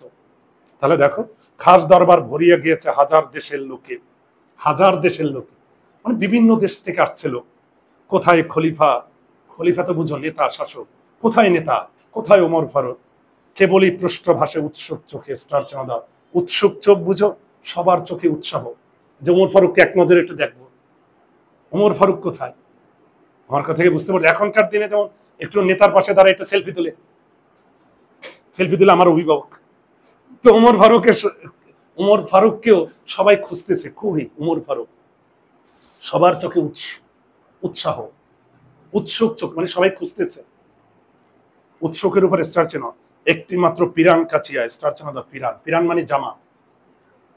তাহলে ওমর ফারুকের জামা কয়টা ছিল? একটা পিরান জামা।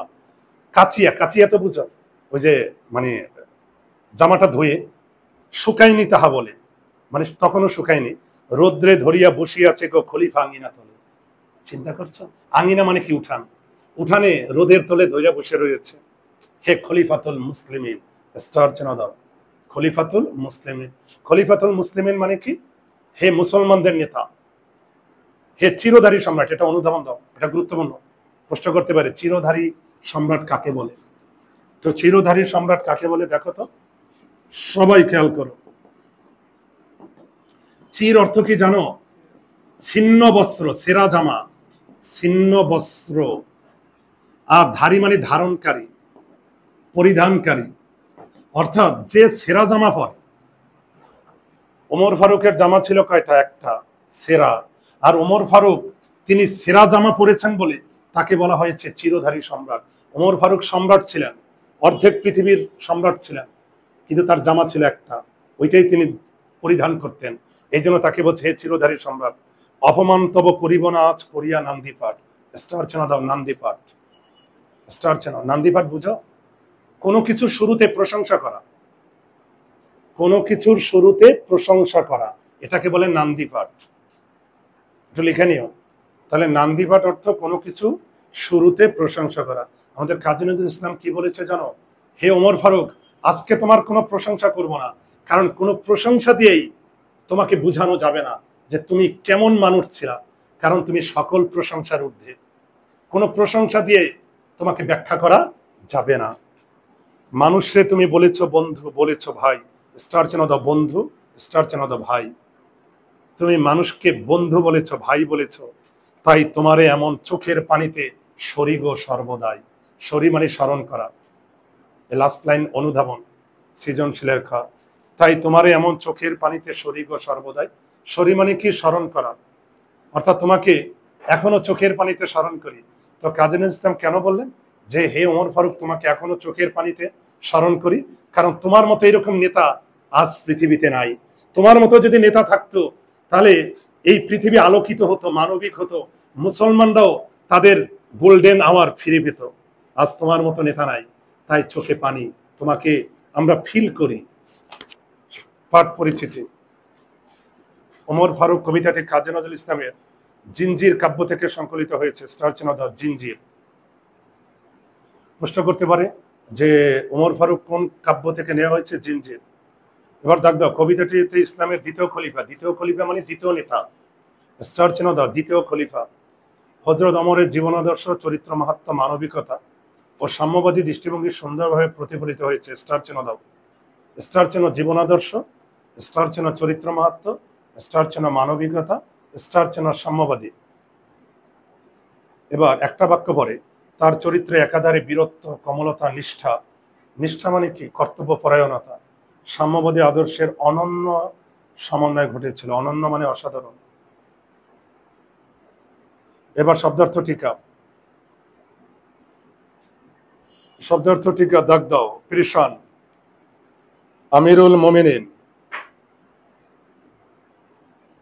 তকবীর দাগিয়েছ, পরশমণি, তখ্ত তখত, সাইমম, মশক, দোররা, স্টার চেন চির, পিরান, স্টার চেন নান্দি। নান্দি শব্দের অর্থটা কি কি দিয়েছে দেখো, স্তুতি। তো লিখো স্তুতি মানে প্রশংসা, স্তুতি অর্থটার পাশে লিখো প্রশংসা। শমশের তরবারি, দস্ত, ওমর ফারুক ইসলামের দ্বিতীয় খলিফা, দাগ দাও। তার খেলাফতের সময়কাল 10 বছর, স্টার চেন 10 বছর। খেলাফত মানে বুঝো রাজত্বকাল, তিনি রাজত্ব করেছিলেন 10 বছর। আর এই সালটা মনে রাখো 634 থেকে 644, দাগ দিয়েছ। 10 বছর উনি পৃথিবী রাজত্ব করেছেন। এরপরে 2-3টা বাক্য পরে ফারুক হজরত ওমরের উপাধি, দাগ দাও। স্টার চেন দাও। যিনি সত্য মিথ্যার মধ্যে পার্থক্য নিরূপণ করতে পারেন তাকেই ফারুক বলা হয়। নিরূপণ মানে কি, চিহ্নিত করতে পারেন, আইডেন্টিফাই করতে পারেন। হজরত ওমর ছিলেন সত্যের একজন দৃঢ়চিত্ত উপাসক, দাগ দাও। দৃঢ়চিত্ত মানে সাহসী হৃদয়ের, উপাসক মানে যিনি ধ্যানী। তোমার স্মৃতি যে আজানের ধ্বনি জানে না মুয়াজ্জিন, অনুধাবন। আবু শাহমা হজরত ওমরের পুত্র, দাগ দাও। মদ্যপানের উপরাধে খলিফা তাকে 80টি বেত্রাঘাতের নির্দেশ দেন। এখানে আছে বেত্রাঘাত মানে কি, বেতের পিটানি, কিন্তু ওইখানে দেখো শব্দার্থে টিকায় দোররা অর্থ কি দিছে, চাবুক। তখন কি সময় বেত পাবে কোথায়, আমার কাছে আসলে এটা কি, চাবুক। শব্দার্থে কিন্তু দোররা অর্থ কি, চাবুক দেওয়া হয়েছে। এবং নিজেই বেত্রাঘাত করেন। বেত্রাঘাতের ফলে আবু শাহমার মৃত্যু হয়। তো বিশাল একটা ক্লাস করলে, 1.5 ঘন্টার উপরে ক্লাস বোধ হয়, তাই না? তোমাদের অসংখ্য অসংখ্য ধন্যবাদ। তোমাদের ধৈর্যের প্রশংসা করতে হয়। কারো কোথাও কোনো সমস্যা হচ্ছে? সবাই বুঝতে পেরেছ? ওকে, ভালো থাকো।